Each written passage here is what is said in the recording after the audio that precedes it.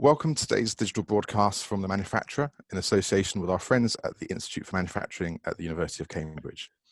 I'm James Smith, Event Director here at the Manufacturer magazine, and I'm really happy to be joined by Duncan McFarlane, who amongst other things is the Professor of Industrial Information Engineering at the Institute for Manufacturing at the University of Cambridge. Clearly a much more impressive job title than my own. Duncan, a warm welcome. It's good to have you on the show. Thank you very much, James. Why don't you tell us a little bit about what you do day to day, as well as the work of the Institute for Manufacturing? The Institute for Manufacturing is part of the engineering department here in Cambridge, and it's one of 6 divisions in the department. Our focus is on students that want to go out and have careers in manufacturing and management. So day to day, I'm teaching students, predominantly 3rd and 4th year undergraduates, supervising PhD students, and doing research in various aspects of industrial automation, ranging from this sort of work around factory automation to automating improved airline schedules. So quite a range of activities. That's great. Glad you could spare the time to be with us today. So obviously your presentation is on digital manufacturing on a shoestring, and you're going to focus on the digitalisation challenge for SMEs, which means that you're going to be looking at some of the steps that companies can take to tap into consumer technologies and inexpensive off-the-shelf solutions to create quick wins, get staff buy-in, and build momentum. I think this is a really great subject to delve into, and the fact that you're listening, dear readers, means you do too. So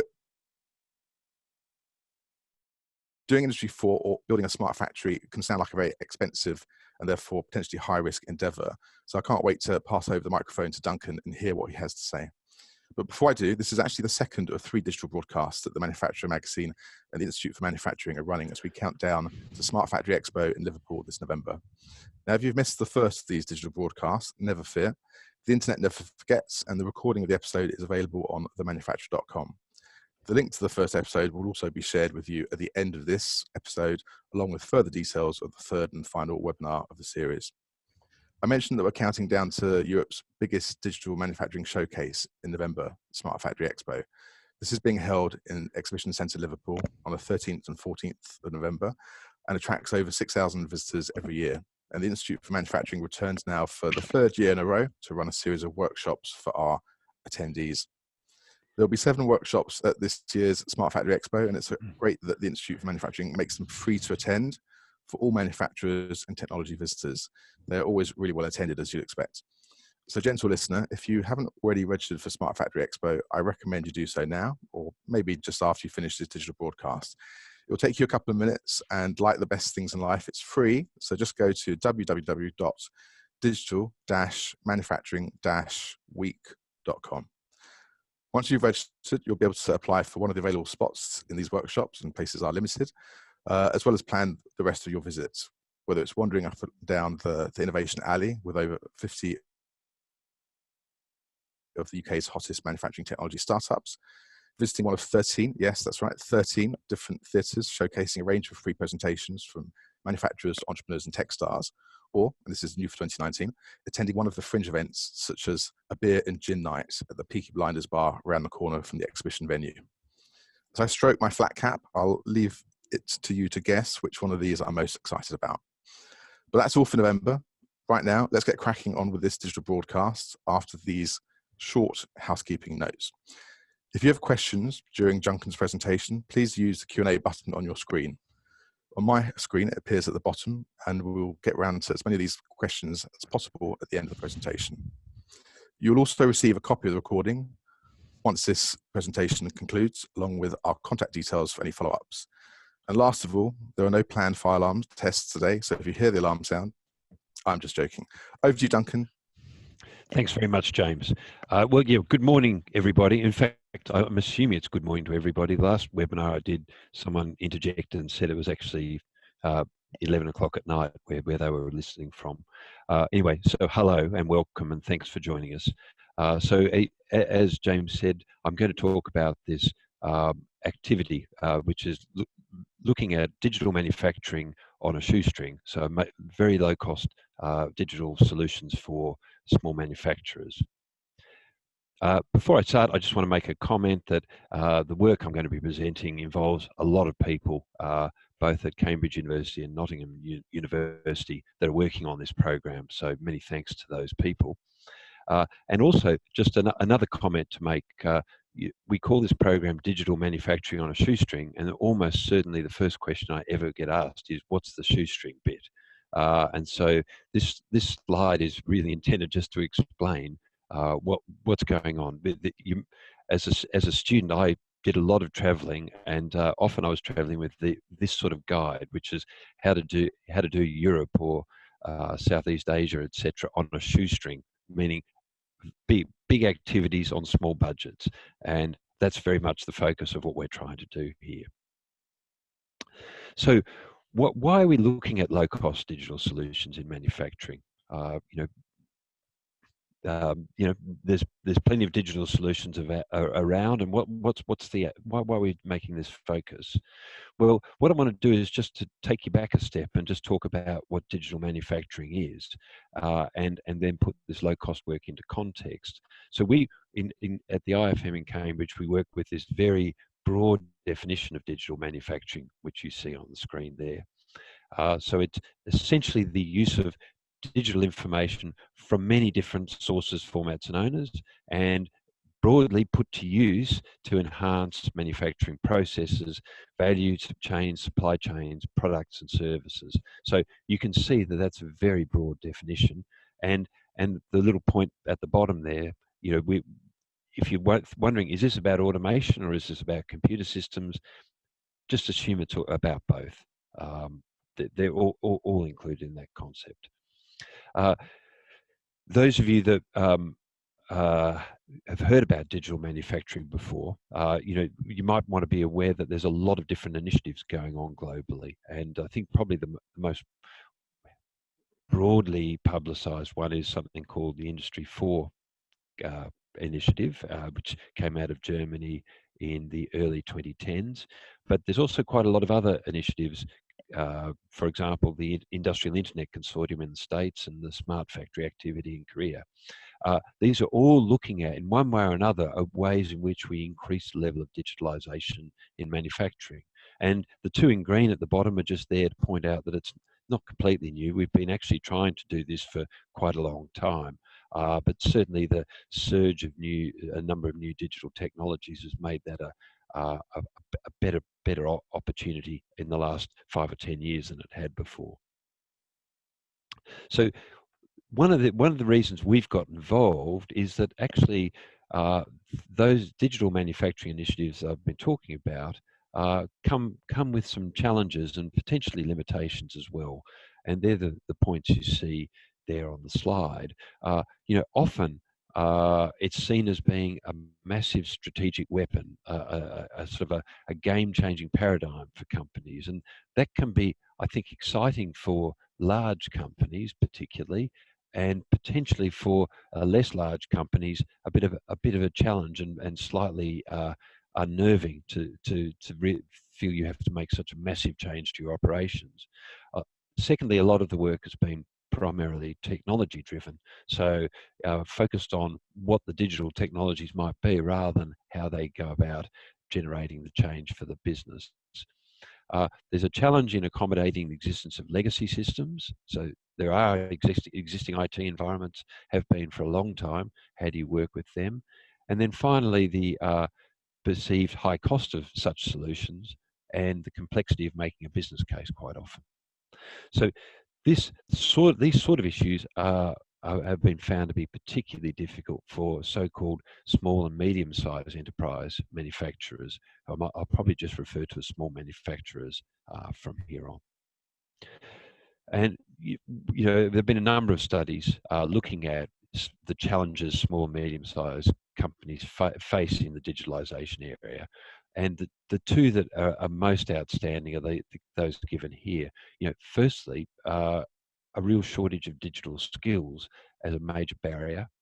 And then secondly, quite predictably, I guess, the perceived high investment and operating costs as barriers. So in a nutshell, digitalisation for many small companies is perceived as inaccessible, meaning both expensive and complex by many companies.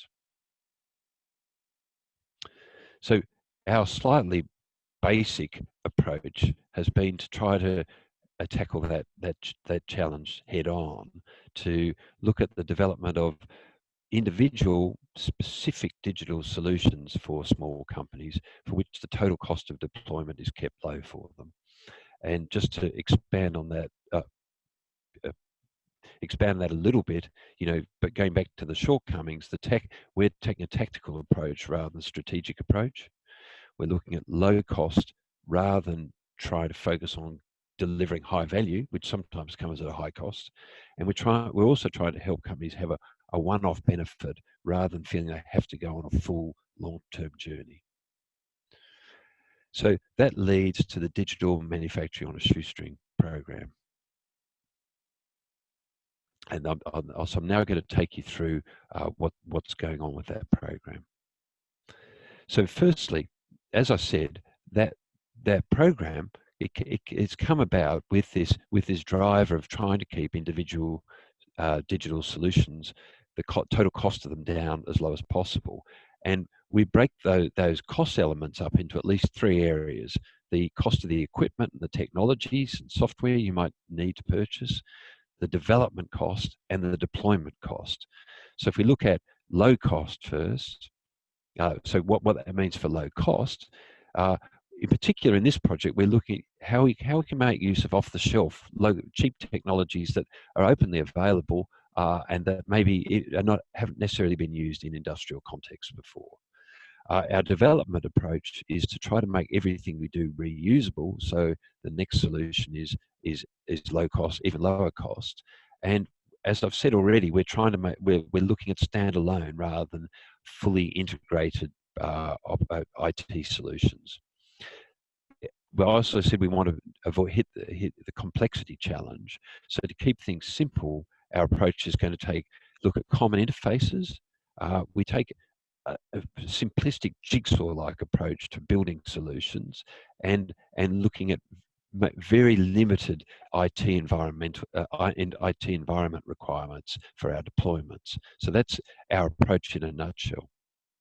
So that the digital manufacturing on a shoestring vision is this. We want to increase digital capabilities of SMEs throughout their organisation using the low-cost, easily accessible off-the-shelf components. And on the right, apologies for the cartoons, but I hope you get the idea anyway. We want to tackle not just the production shop floor, but the back office, and also the way in which small companies interact with their suppliers, which they often find really complicated as well. So the program we're working on is the core of it is a 3-year research project funded by the UK Engineering Physical Sciences Research Council. And it's addressing 4 big research challenges.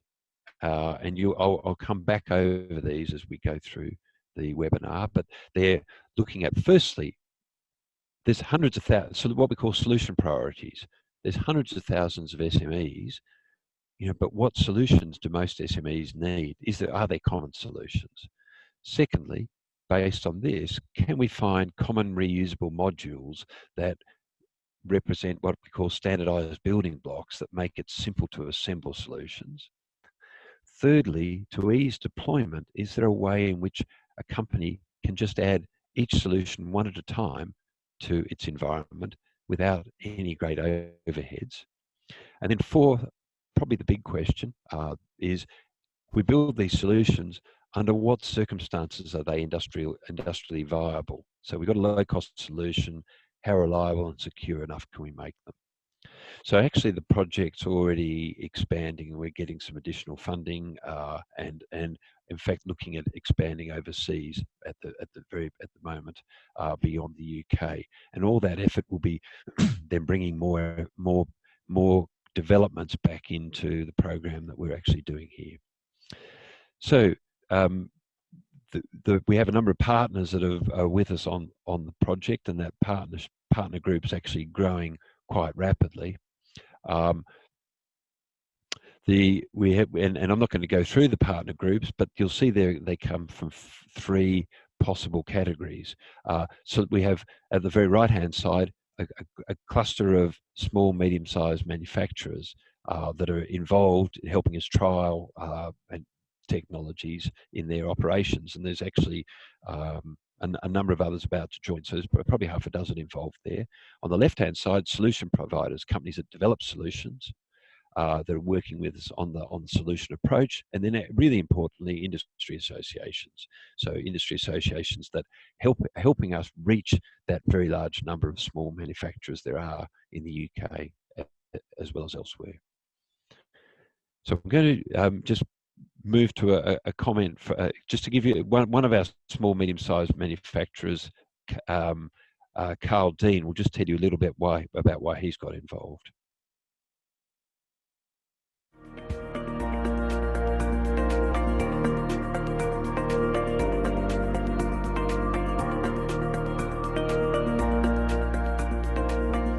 Yeah, so within our business, it's really important to look at manufacturing digitalisation, because there's only so far you can go in reducing machining times and process times, and it's a lot of these periphery events before and after where we can show some greater gains and maintain a leading edge on cost effectiveness within businesses.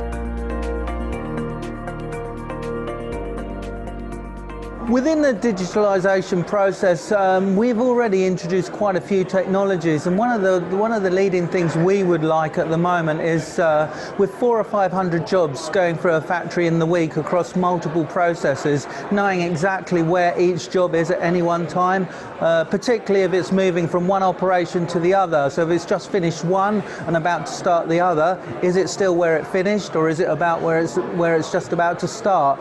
And a heat map showing where these parts are would be invaluable in saving a lot of time.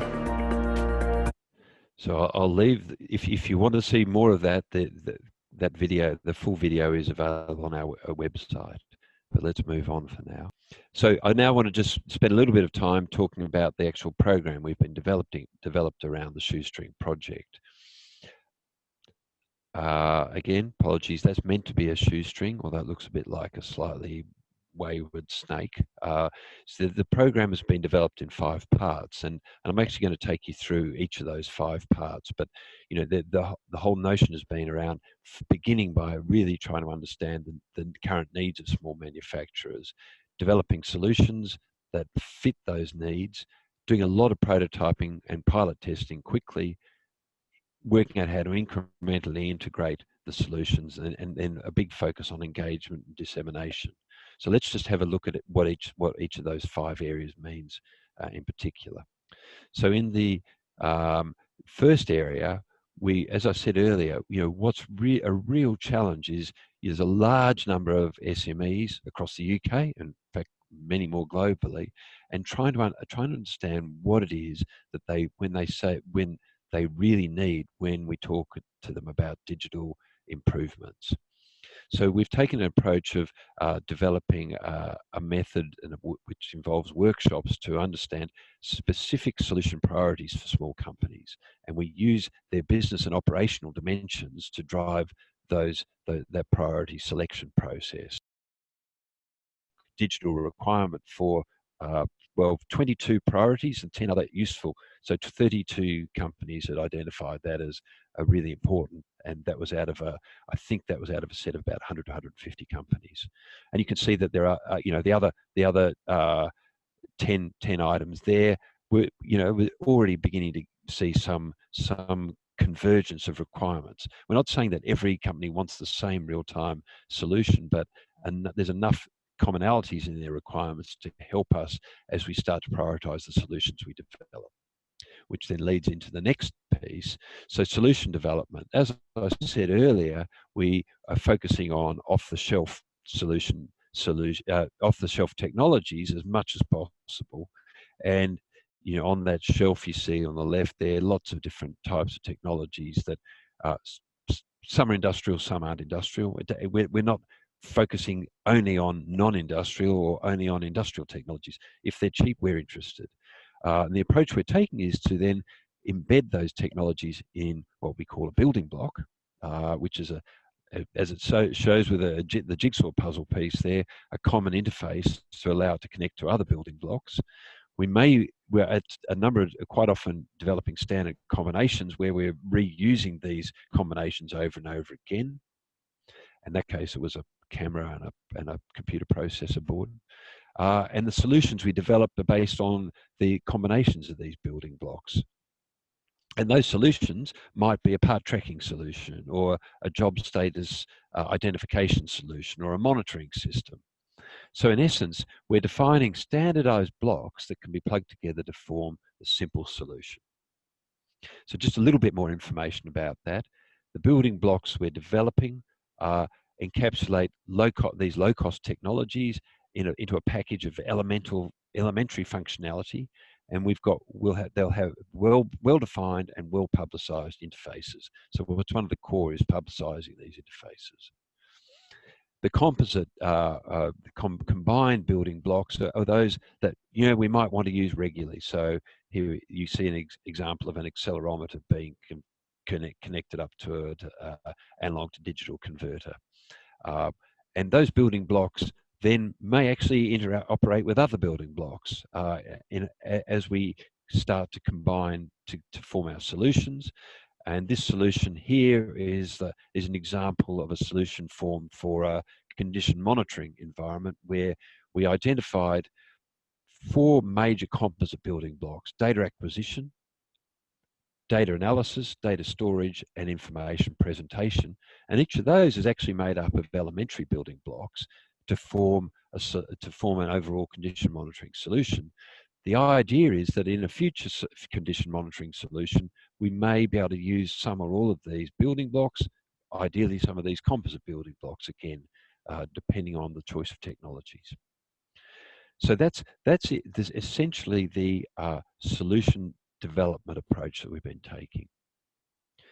Now, one of the really core issues around the program is to make this visible and accessible as quickly as possible, so that it doesn't look like a research program that's just beavering away in the background. What we want to do and have done is build a large number of demonstrators in the first year, and also to begin to initiate industrial pilots as quickly as possible, which we've got 2 industrial pilots up and running. So these demonstrators are not just, hey, come and look, this is what you can do with low-cost technologies. They're designed to address a specific SME solution requirement. So the sort of priorities we saw on the bar charts a moment ago. They're also part of our research process in learning how to create and then integrate these jigsaw puzzle pieces, these building blocks. And we're also, our key driver with any of our individual solutions is to make sure they actually work effectively with each other. And I'll talk a little bit more about our incremental architecture approach in a few moments. And the last point is that we're actually using every demonstrator development, and they might be done by us or by people that third parties that we involved in demonstrator development.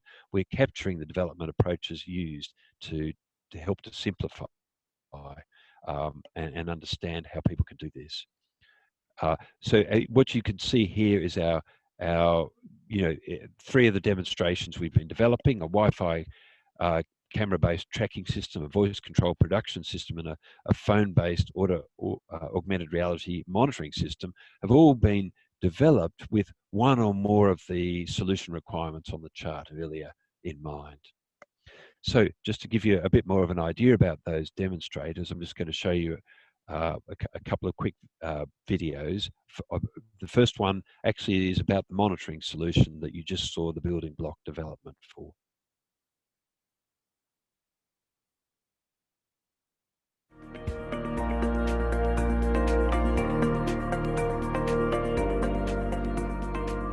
My project is looking into low-cost monitoring solutions for digital manufacturing, and it consists of off-the-shelf low-cost components and open-source software libraries This allows you to have a system which can be bolt on to any types of industrial machinery. In this case, this is a 3D printer, but it can be applied to any types of robotics or CNC machines on the industrial manufacturing company sites.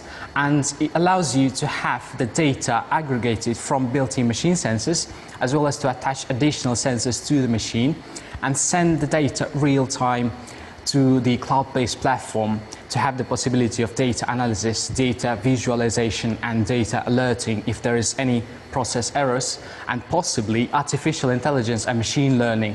And this system is very beneficial for small-sized companies because it has the similar performance to industrial-based monitoring solutions at 10 times cheaper price.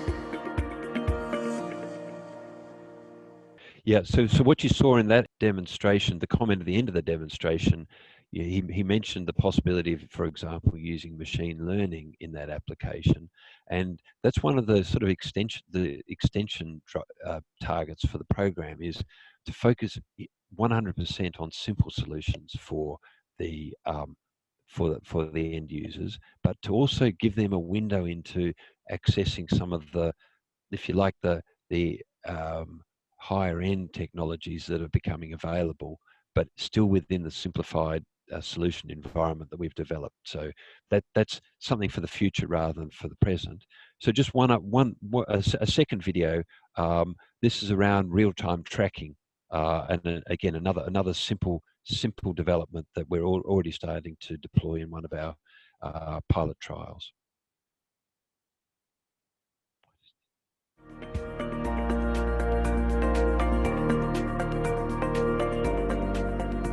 So this demo shows how we can use off-the-shelf, low-cost technologies and put them together to form a useful solution for an SME. So this in particular is about part identification and tracking. And the basic idea is that when parts are received from suppliers, we simply attach a QR code to each part. We put all the parts inside a box and we scan the entire box under this low-cost vision system, which is comprised of a low-cost Raspberry Pi and a low-cost camera attached to it. The system will then identify all of the parts inside the box, scan all of the QR codes simultaneously, and store some information about each of the parts, which can be searched later. For example, we can browse the contents of the tray if we know the tray ID. If an individual part is scanned under the vision system, and a similar part was seen before in a tray, the vision system can recommend storing that part together with an old tray that was already stored before. So part identification and tracking in this manner was identified as one of the top 10 solutions through some of our workshop activities with SMEs and by individual visits to SME sites as well. Right, I managed more success turning the video off that time. Okay, so what you saw in those two videos is just a couple of the simple demonstrators we've been developing, and the budget for each of them was of the order of about £100. And as I said, both of them actually being redeployed at the moment within companies. So the next piece of the jigsaw, if you like, I mentioned, is we want this ability to incrementally integrate the different solutions we develop. And in order to do that, there's a lot of complex looking words at the bottom of the slide there, but we're trying to develop these modular solutions that are able to be installed in any order, one at a time, but then we want them to be able to work, to be not only interoperable so they can work with each other, but what we call synergistic, so they actually potentially can enhance each other's performance. And key to that is the final term, which is self-discoverable. We don't want to leave a job for the end user to have to connect the solutions up. We want them to find each other once we put them onto the local network within the manufacturing environment. So just to give you an idea of what I mean a bit more clearly, we've got this.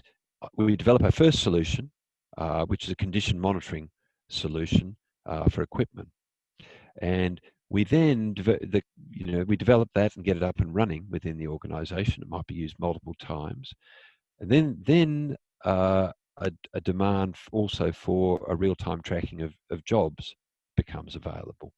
So that second solution is developed, but actually as we develop it, as it's developed, the the facilities and services available in the first solution are already made use of, but equally the two solutions will share information which might actually influence and enhance their operations. So, for example, equipment state information from condition monitoring would significantly improve the accuracy of real-time tracking of jobs.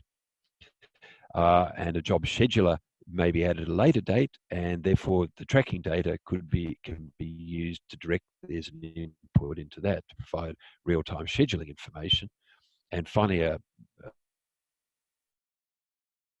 to complete the maintenance solution, make use of condition monitor information, but also provide interruption information back to the job scheduling solution.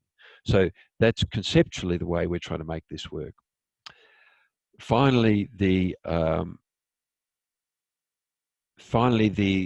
last piece of the activity is around outreach.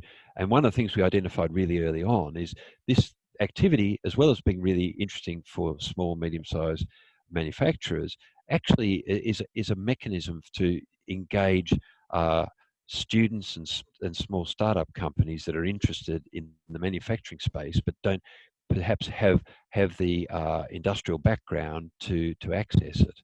And we've been running a number of competitions and hackathons in this space. In fact, we have one about to take place in Cambridge in a couple of weeks' time, and there's a number scheduled for early in the new year. And we're starting to also talk about access to schools and training colleges to get more and more students involved. The reason for getting them involved, apart from exposing them to industrial challenges that are interesting and fun, is actually that we're making use of all these developers to help us build a development base of different types of shoestring solutions that we want to develop. So, for example, in the hackathon to be run here in Cambridge in a week and a half's time, there will be 3 challenges put to the group of 50 students that come in for a weekend of pizza. And one of them is this shelf occupancy system. So, it's a bolt-on system to track occupied bays in an inventory environment. So this one, in fact, is quite similar to the one you just saw in the video a moment ago, with some variations. But students will have 48 hours to develop a solution for that. We'll provide them with the equipment, etc. So it's a great mechanism for outreach, and we're getting lots of requests at the moment to do more and more of that. So in summary, we've got a 5-pronged activity developing at the moment. We have requirements workshops that are really key in helping us to understand the business issues and how they reflect business issues of SMEs and how they reflect on their digital needs. And we're using that to get a prioritization process in place. We've got this reusable building block approach to help us to extract and make use of as many existing low-cost technologies as we can, and we're seeking help from all sorts of directions to increase the volume of work we do there. We're developing all sorts of prototype and see many more on the shoes that are focusing on trying to demonstrate benefits of these solutions straight away. We're trying to basically knock down any artificial barriers to digital deployment with SMEs. We're hoping to be able to, we're developing this incremental approach, which will allow us to bolt on to existing manufacturing solutions and facilities, and taking an outreach approach through hackathons and competitions. So that, in a nutshell, is the digital manufacturing on a shoestring program. Great. Thanks, Duncan, for a smashing presentation and for covering a lot of ground in a short time. As a result, we've got, I think, about 10, 15 minutes for questions. I know that we've got a number of questions, which I will get to now. So the first question we had was, can you give a bit more detail about the process of deciding what's more important and where an SME should start? Yeah, so that's a great question. So when we began this whole journey, we started to look at all the audits and consulting tools that have been used to help small companies understand their digital needs. And the thing that we couldn't find working for us is that none of those tools helped to drill down to specific digital solution requirements. And so what we did was we spent some time at the very beginning just talking to a number of small companies that we were connected to just to start to build a working set of the types of digital solutions they needed, but really specific. So we didn't say we need more digital solutions in our production environment. It was, we need a temperature monitoring solution on this machine, or we actually need to know if this machine is on or off, and we'd like to know it automatically. Or, as you heard earlier, we need to know where our orders are on the shop floor. And we built a library, if you like, of solutions that organisations wanted. And at the moment, we have, I think, 51 or 2 solutions. And what's been interesting is we've used them as a basis for workshops. And actually, each workshop we've run, we've asked organisations if they had additional solutions, and we've more or less converged at the moment. I'm sure we'll get new ones evolving, but it has been pretty much a fixed number for the last few months. So anyway, what we have done though is not just talk to companies about just what do you need, but we talked about what are the constraints that are holding your business back, and what are the areas that help you to win new orders. And we've used that as the focus for a company trying to think about the areas they have the greatest need for digital solutions. We'll have the greatest need for any solutions, let's say, and then we particularly focused on the digital ones in that space. And we found that almost to every company that's come to a workshop so far, and bear in mind, these are very quick. They run for 1 to 2 hours.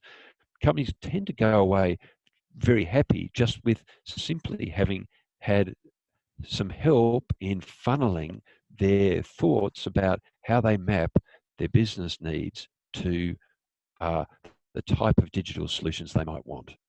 We don't achieve any more than that in those workshops, but from our point of view, the focus has been on how we narrow down from 100,000 companies needing something different to a much smaller number.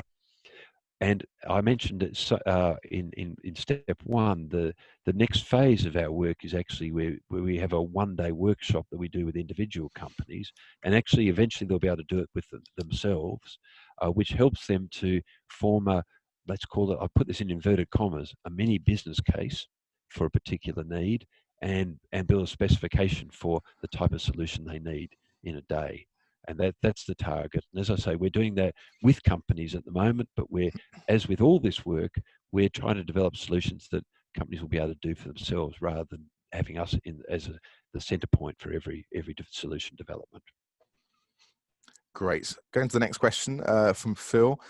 Are you considering how small-scale solutions you're creating integrate with larger-scale commercial solutions? In other words, how does this scale?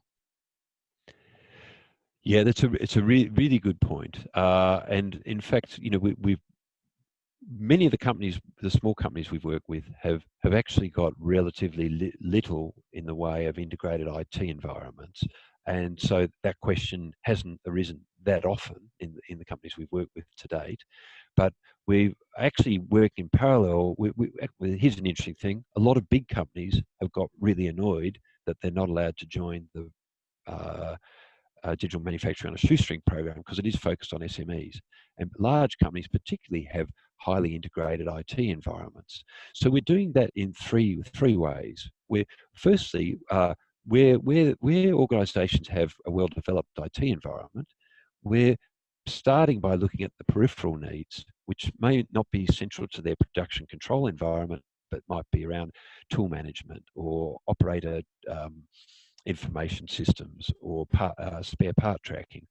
The second thing is we're looking at ways in which we can seamlessly involve our solutions with the existing legacy environments, which might be for example, a really trivial one was using a camera to look at an existing dial.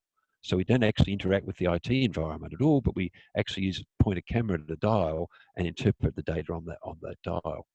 And then third, we are looking at legacy systems in integration as part of the integration activity, and actually working. One of our partners, the MTC, part of the High Value Manufacturing Catapult, is working heavily on that. But if you look at the list of the top 10 items that I mentioned earlier on, most of those actually lend themselves to being what I'd call these peripheral solutions. And I should mention that at the Liverpool event that James mentioned earlier on, we'll be running one of these requirements workshops. So if you want to see one in action, you'd be very welcome to attend there.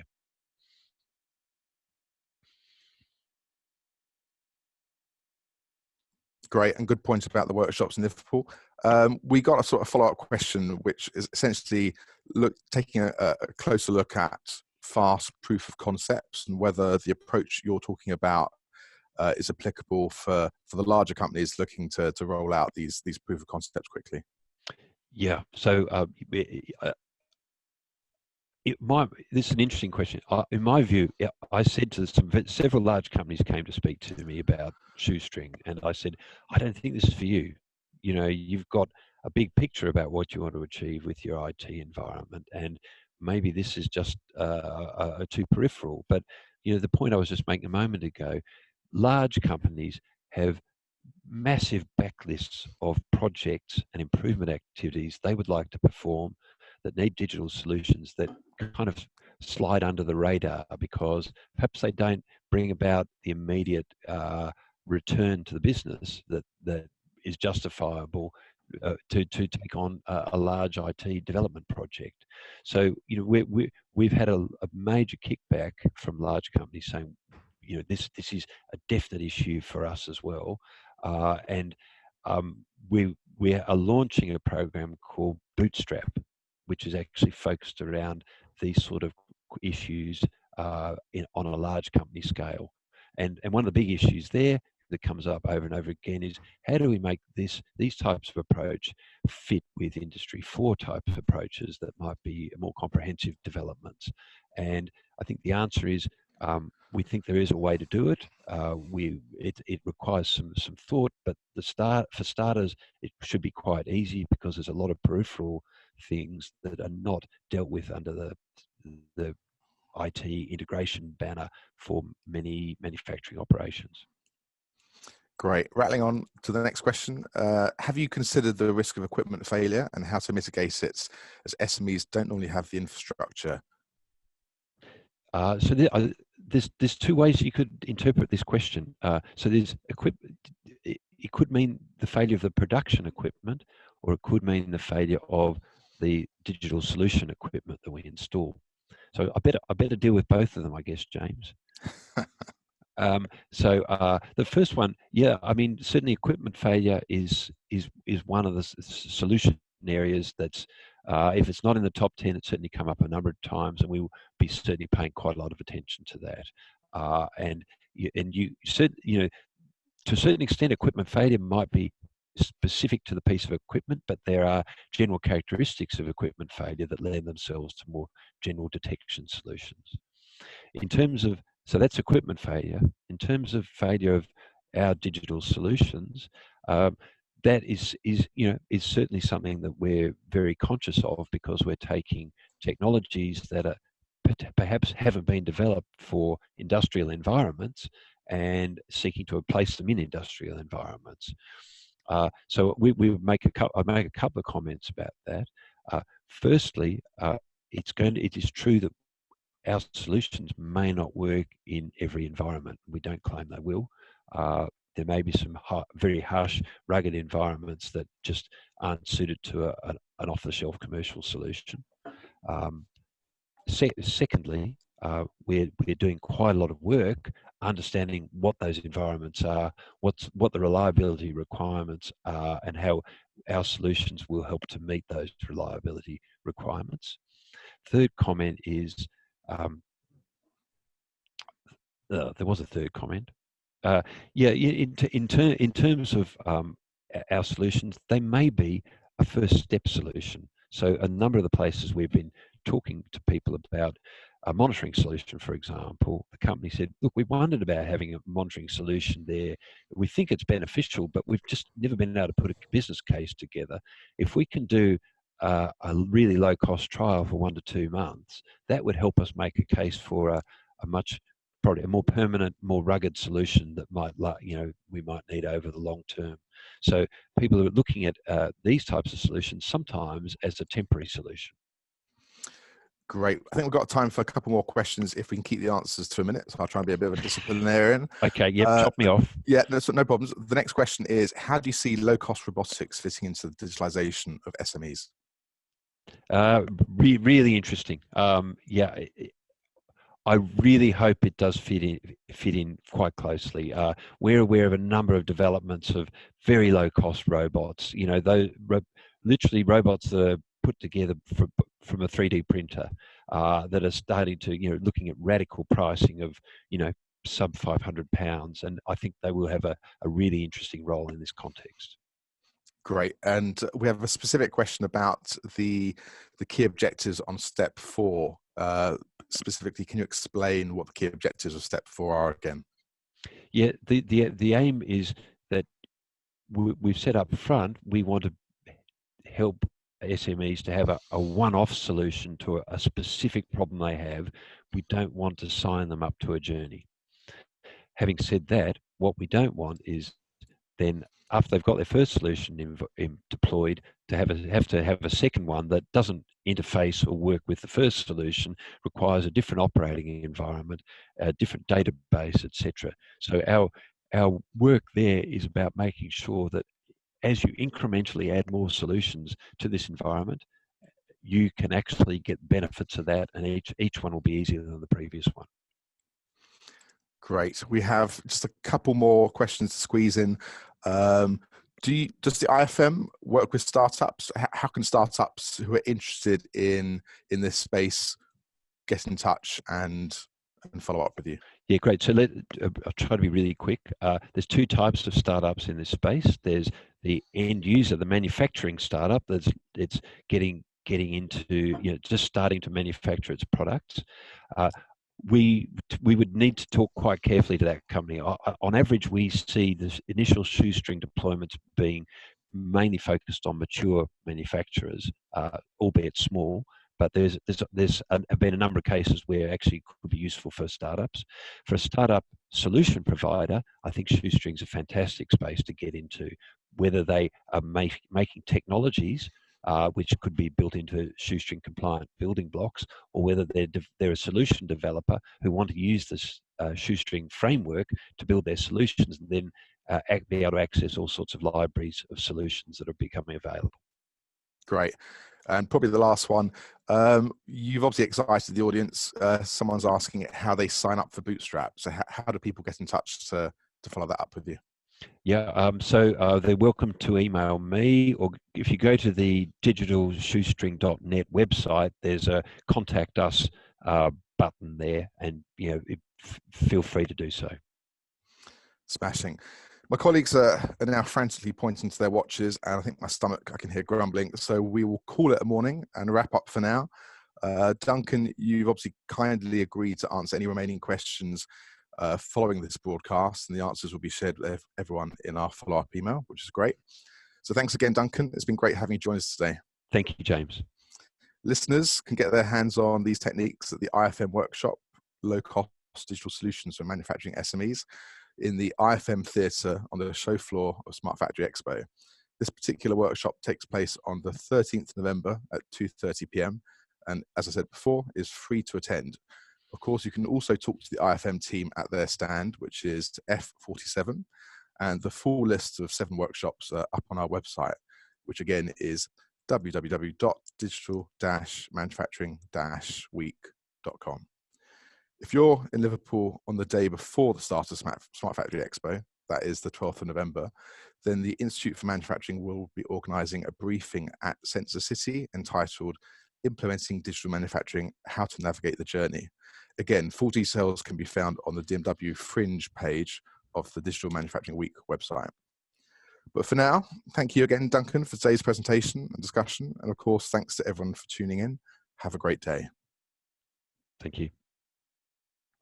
Goodbye.